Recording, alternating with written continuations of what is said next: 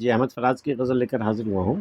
شب نشاط تھی یا صبح پر ملال تھی وہ، تھکن سے چور تھا میں، نیند سے نڈھال تھی وہ۔ یہ شب وصل کی بات کا منظر ہے کہ رات تو بڑے سکون، بڑے آرام سے، بڑی خوشیوں والی گزری، لیکن جو صبح آئی وہ ملال سے بھری ہوئی صبح تھی بالکل۔ تو وہ میرے لیے کیا تھی؟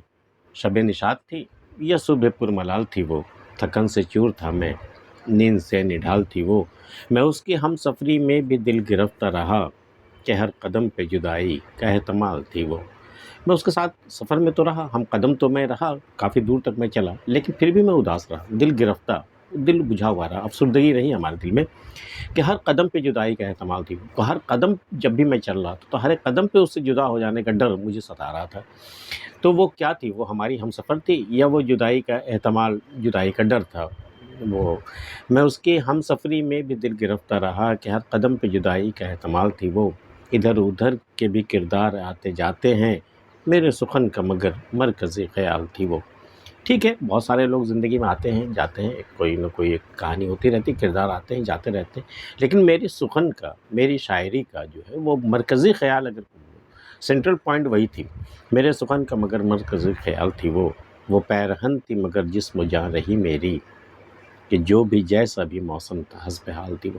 اس سے خوبصورت تشبیہ ہے، اس سے خوبصورت مثال نہیں دی جا سکتی کسی رفیق کی، سچے رفیق کی، کہ وہ پیرہن تھی مگر جسم و جاں رہی میری۔ وہ تو لباس کی مانند تھی ہماری، لیکن ہماری جسم و جاں بن گئی تھی وہ، کہ جو بھی جیسا بھی موسم تھا حسب حال تھی وہ، کہ جیسا بھی موسم ہم پر آیا، جیسا بھی وقت ہم پر آیا، چاہے خوشیوں کا وقت آیا، چاہے کڑا وقت آیا ہو، وہ بالکل موسم کے مزاج کے مطابق وہ تبدیل ہوتی رہی اور میرے جسم و جاں میں وہ بالکل سمائی ہوئی رہی۔ جیسے کہ آپ جاڑے کے لیے کپڑے الگ رکھتے ہیں، گرمی کے کپڑے الگ ہوتے ہیں، تو وہ پیرہن تھی مگر جسم جا رہی میری، کہ جو بھی جیسا بھی موسم تھا حسب حال تھی وہ۔ آپ جیسی طرح موسم کے حساب سے آپ کپڑے اپنی تجویز کرتے ہیں، بھئی مجھے یہ پہننا ہے تاکہ وہ آپ کو آرام دے سکے، تو وہ جو اس کا وجود تھا صنم کا، وہ بھی اسی کے معنی تھا کہ جیسا بھی موسم ہوا، دکھ کا موسم آیا چاہے سکھ کا موسم آیا، وہ حسب حال رہی موسم کے، اور وہ پیرہن تو تھی لیکن وہ ہماری جسم و جاں کی طرح تھی۔